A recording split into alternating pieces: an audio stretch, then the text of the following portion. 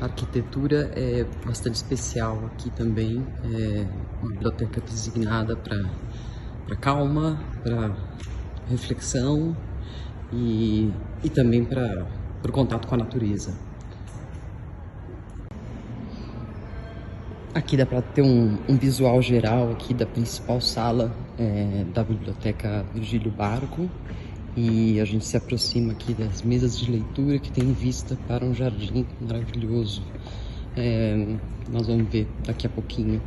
Estou me aproximando. A biblioteca está um pouco vazia porque a gente veio bem cedo aqui hoje, mas estão chegando já vários estudantes.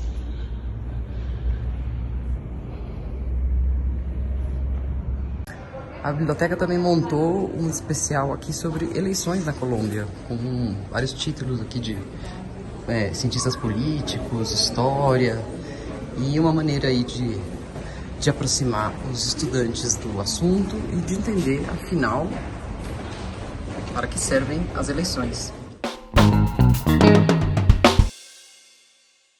Silvia, que delícia essa biblioteca. Eu não conheço. A próxima vez que eu for a Bogotá, que eu passar por Bogotá, eu com certeza vou. Que linda! Não conhecia. Não conheço. Ela é muito bonita, ela fica próxima do centro, 20 minutos, dependendo do trânsito, e o bonito é que ela está dentro de um parque também, né? Então, você pode combinar um passeio de caminhada, natureza, andar de bicicleta e ir à biblioteca também.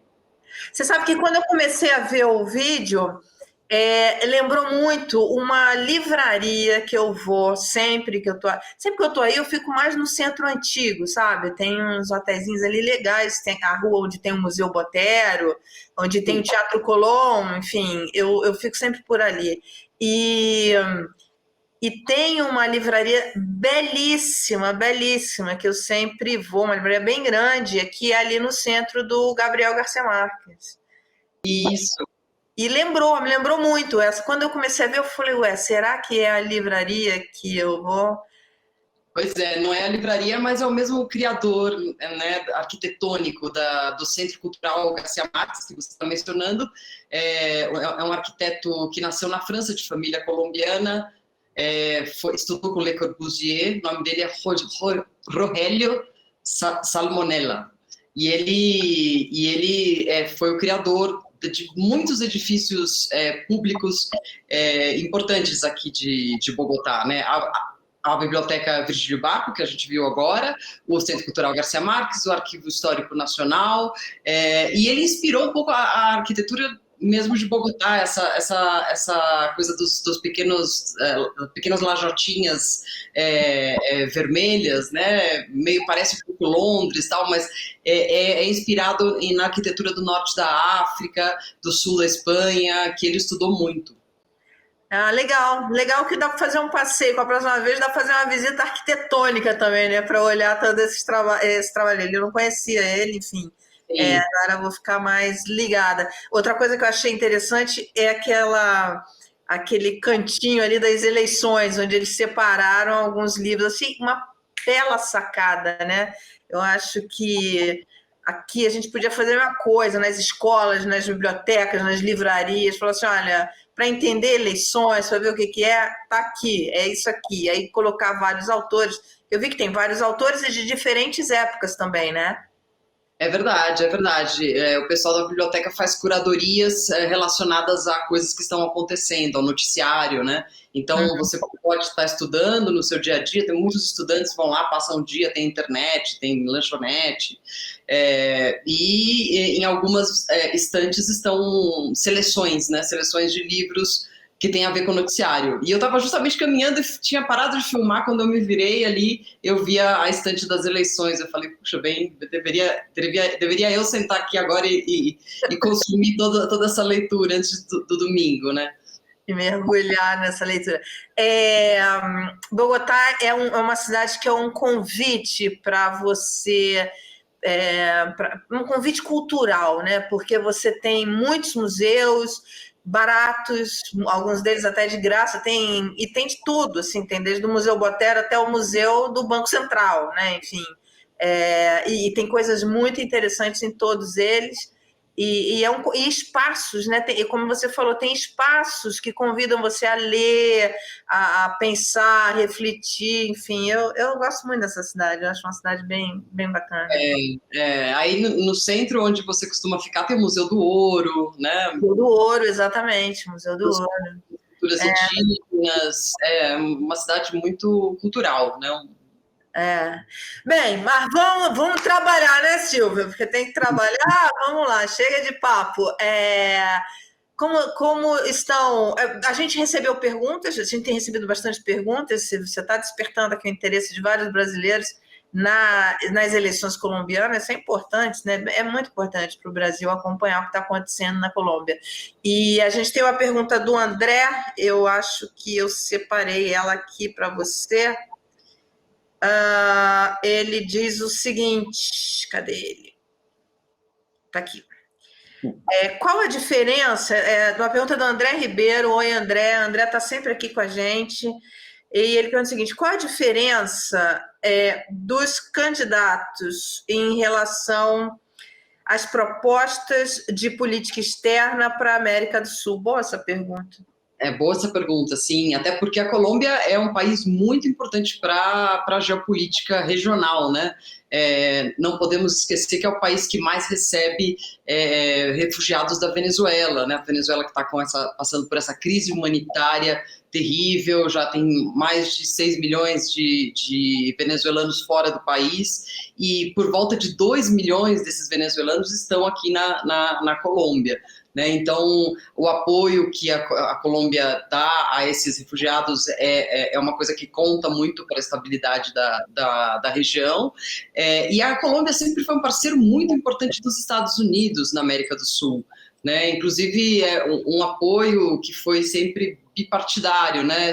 Fossem os republicanos no poder, fossem os democratas, mesmo assim, as relações com a Colômbia eram muito fortes, né? E a partir dos anos 70, 80, houve uma transferência de dinheiro mesmo em investimento em obras, em infraestrutura. E em 99, os dois países assinaram o Plan Colômbia, que foi uma transferência de mais de 10 bilhões de dólares para que a Colômbia fizesse frente ao narcotráfico e às guerrilhas.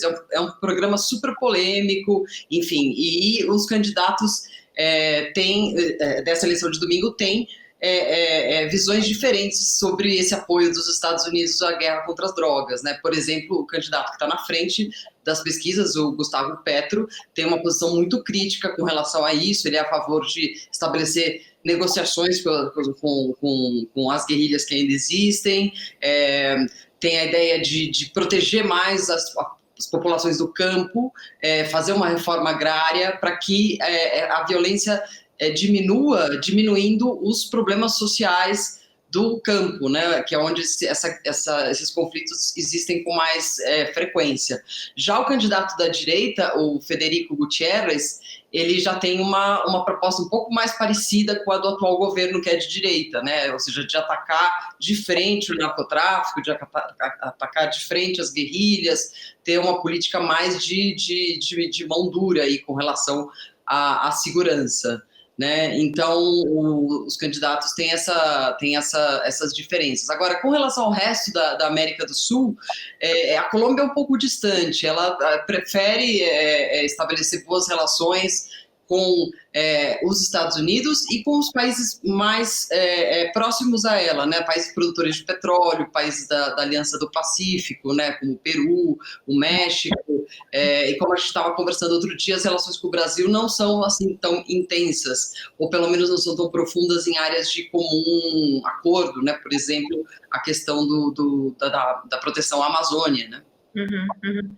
Você sabe que uma vez eu entrevistei um executivo do governo colombiano na Austrália. Eu fui participar de um seminário, um encontro que teve sobre violência, e entrevistei ele estava lá, não vou lembrar o nome agora, e ele me disse o seguinte, que eles tiveram que fazer um trabalho muito forte dentro da polícia, né? Porque o combate ao narcotráfico começava na limpeza da corrupção dentro da polícia, que era muito grande. E quando eles conseguem fazer isso, é que consegue melhorar. É aquela história que a gente falou ontem, inclusive, né? Quer dizer, quando você tem policiais que não tem, e muita gente em situação de pobreza, é muito fácil para o tráfico, para o narcotráfico, cooptar essas pessoas, né? Claro, claro. A Colômbia tem o segundo maior exército da América do Sul, é só menor que o exército brasileiro. Então, estamos falando de muita gente, né? E há uma questão que é tema de campanha aqui, que é a polícia que atua nas cidades, que atua, por exemplo, na repressão a protestos em Bogotá, em outras cidades grandes, é uma polícia militar. Portanto, um treinamento militar. E é por isso que os protestos aqui, quando eles são reprimidos de maneira muito dura, muito brutal.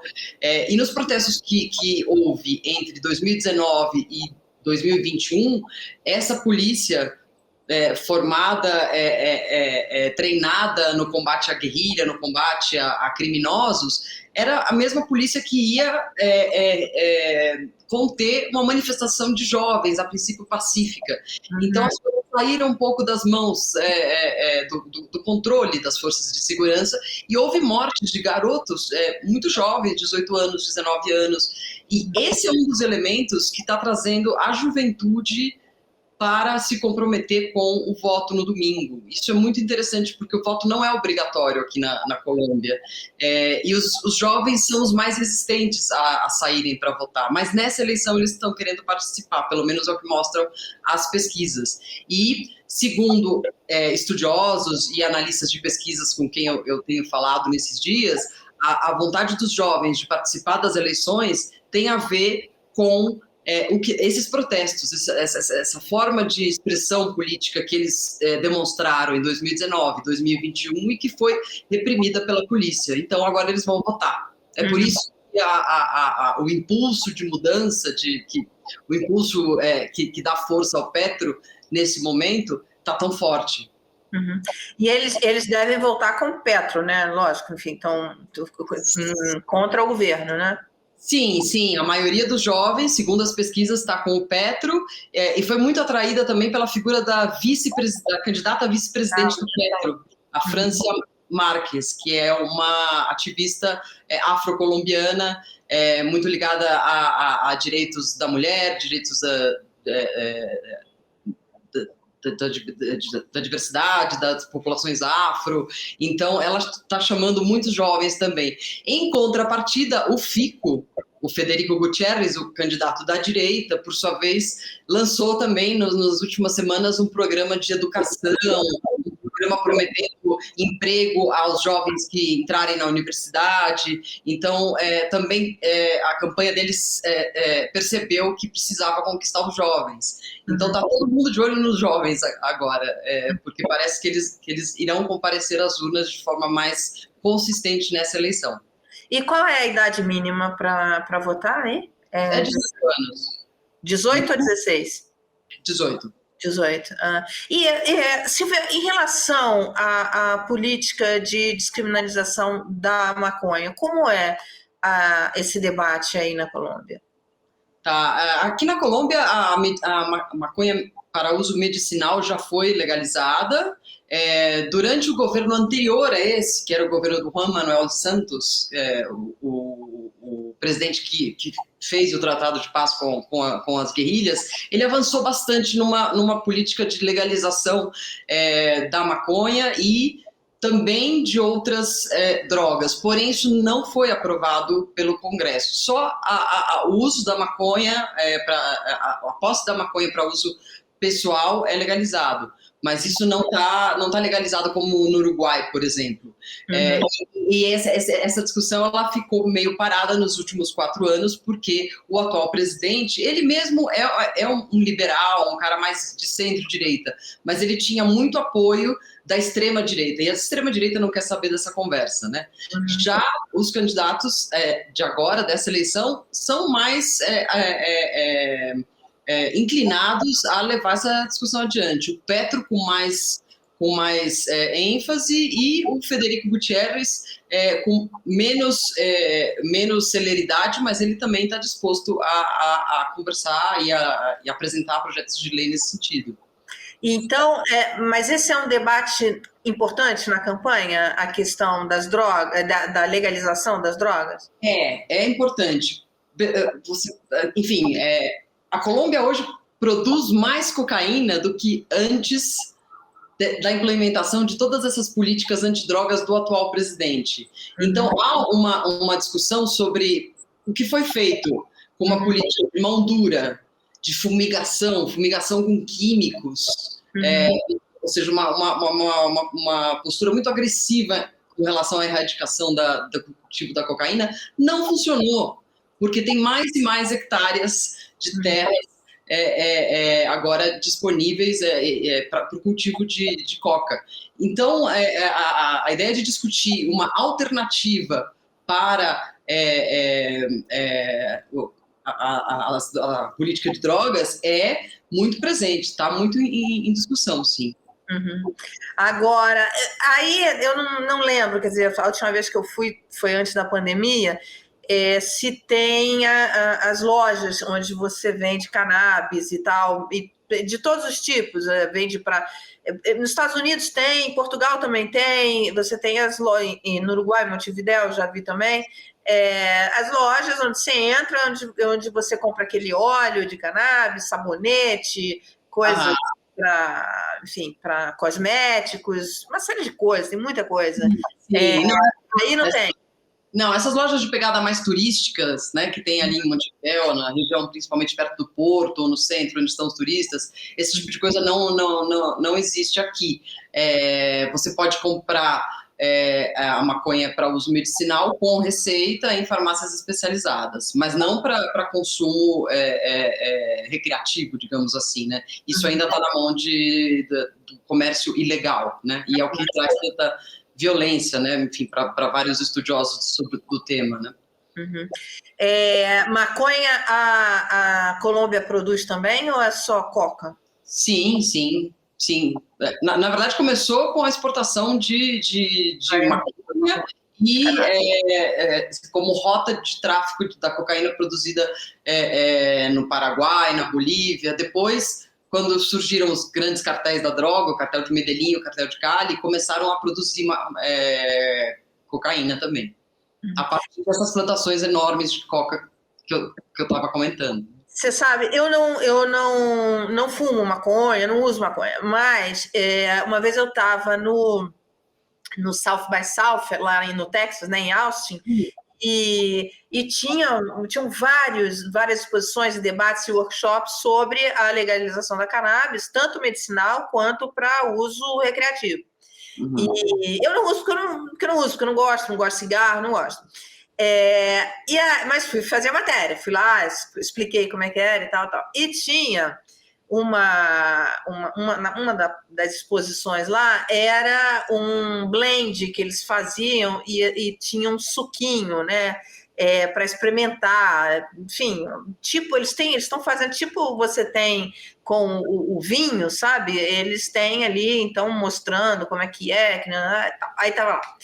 E tinha os diversos suquinhos. Eu fiz a matéria, tá aqui no canal, quem quiser ver. O César, você podia botar o link aqui, inclusive, para quem quiser ver. E aí eu fui fazer a matéria, fiz a matéria, expliquei, mostrei como é que parece a tabela periódica. Aí mostrei tal. E no final fui experimentar o suquinho. É um suquinho, não tem nada e tal. Só que esse suquinho é um frozen, sabe? Então tava lá aquele gelinho, Aí quando eu virei, o gelo bateu no meu nariz, né? Quando eu virei assim para experimentar, eu comecei a rir por causa do gelo, entendeu? Não era nenhum efeito do suquinho. Aí foi assim a zoeira total, todo mundo da audiência falando: a Mara já tá muito louca, esse suco é poderoso e tal. Agora, eu muita atenção nesse ano lá no South by South, que o quanto é desenvolvido a indústria, né? Enfim, cosmético. Quando eu estive agora nos Estados Unidos, eu usei sabonete para a pele, creme para dormir, hidratante e tal, tem um monte de coisa. E lá você vê que tem uma indústria enorme, e eu entrevistei uma produtora que ela falou, não, porque a gente olha o mercado brasileiro com muito interesse. Eu falei, minha amiga, você está bem desavisada com o que está acontecendo naquele país. Por enquanto não dá, né? Acho melhor você guardar seus planos. Mas eu fiquei impressionada com a indústria, mesmo que já use e tal. E eu falei, nossa, como no Brasil a gente está atrasado em relação a isso, né? Você sabe onde é muito parecido, ou pelo menos eu vi algo parecido com o que você está relatando, foi justamente no Uruguai. A gente fez um especial sobre drogas na Folha, uma série chamada Mundo de Drogas, e cada correspondente fez um documentário pequeno sobre um país, e eu fiz sobre o Uruguai. E a gente foi numa fábrica, eu não sei nem como chamar isso, numa indústria de cultivo de maconha canadense, que tinha conseguido uma licença do governo, porque a lei da maconha uruguaia, aprovada durante o governo do Pepe Mujica em 2013, não era só para liberar o consumo e a compra e venda dos usuários comuns, era também mirando essa perspectiva de negócio. Então a gente foi nesse cultivo, que era um cultivo para fazer cosméticos, fazer óleos, fazer remédios, fazer diversos produtos, e era enorme, assim, era uma plantação muito grande, e tudo cuidado como se fosse uma plantação de remédios mesmo, né? De uma coisa muito cientificamente cuidado com muita cautela, com uma cautela muito científica, né? E o Uruguai já está mirando isso, né? E é curioso porque essa lei foi aprovada durante um governo de esquerda.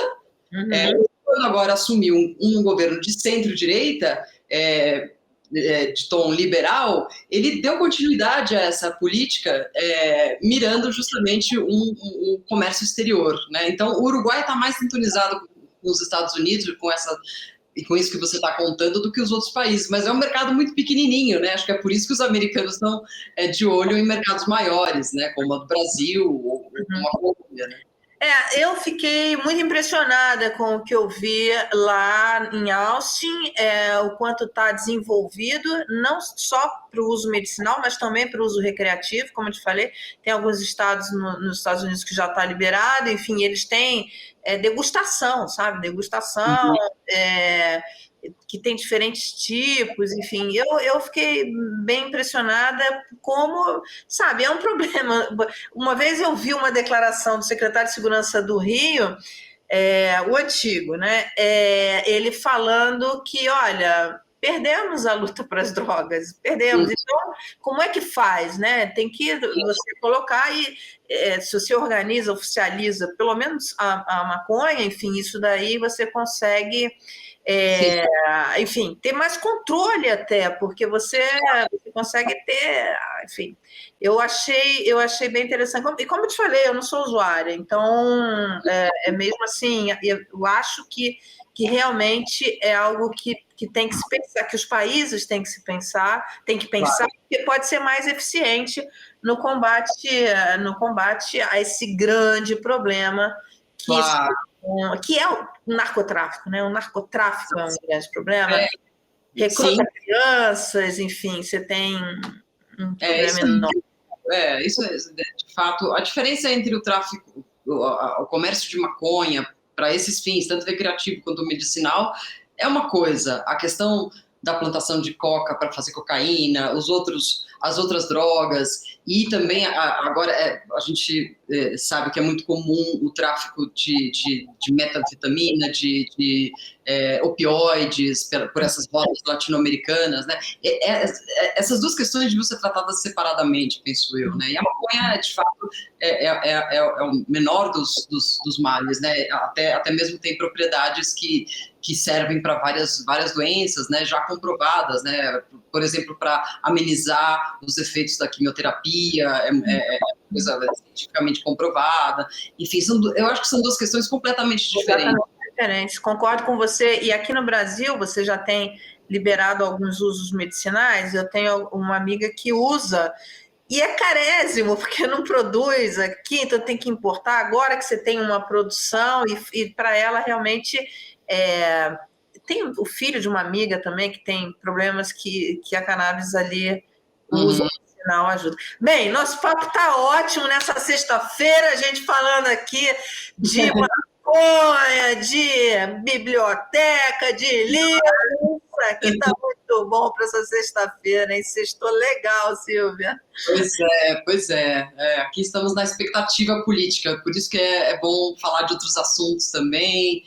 Eu achei bacana trazer a biblioteca também para mostrar que a Colômbia, quando conseguiu, em alguns momentos da sua história, baixar um pouco o tom da violência, né? As bibliotecas começaram a ter muito investimento ali há 20 anos atrás. O período logo depois da morte do Pablo Escobar e os anos até o começo dos anos 2000 foram anos de certa tranquilidade em termos de violência. Pelo menos não era tão grande como está agora, e houve governos que quiseram investir nesse tipo de coisa, em cultura, em trazer turista, em mostrar o país, as coisas boas do país, enfim. Então, a Colômbia, a sociedade colombiana é muito resistente e muito resiliente, e mostra que aqui não é apenas um lugar para ser conhecido como por conta dos seus problemas com as drogas ilícitas ou com a violência. Silvia, muito obrigada por essa conversa. Te espero aqui de novo, trazendo mais notícias aí sobre as eleições colombianas, tá bom? Tá certo, tá bom, Mara, obrigada. Uma boa sexta aí para você. Se você puder, você procura um restaurantezinho francês que tem ali, sabe o teatro? Ali não é uma coisa antiga, tem o Teatro o Colón ali no Centro Antigo. Você vai andando ali, saindo do teatro para a esquerda. Você vai andando, tem um restinho, né? Um restaurantezinho francês muito bonitinho. Eu já tive com meu sobrinho adorou, eu também. E Magra, vê se ele ainda existe, me traz notícia. Eu vou ver. Amanhã é um dia que eu imagino que seja um pouco mais tranquilo de cobertura aqui. Eu quero ir até a Candelária, né? O bairro da Candelária, que é o bairro do centro, onde você ficava, né? E vamos ver como é que tá o Teatro Colón e esse restaurante francês. Legal. Tá bom? Até amanhã, então. Beijo. Tchau, Mara. Obrigada. Tchau.